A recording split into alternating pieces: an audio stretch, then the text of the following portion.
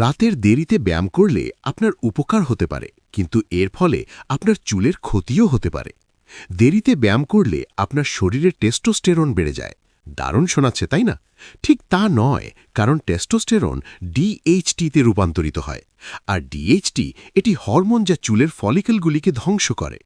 আপনার জীবনযাত্রা এই প্রক্রিয়াটিকে ত্বরান্বিত করতে পারে।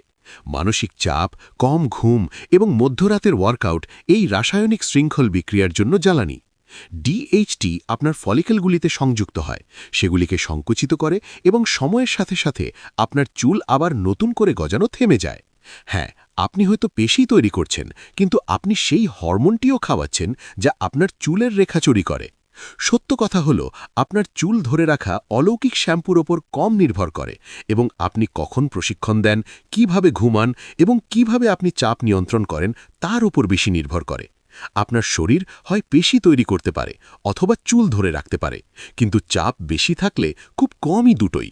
তাহলে আপনার কাছে কি বেশি গুরুত্বপূর্ণ, ফোলা ভাবনা বা রক্তপ্রবাহ বজায় রাখা?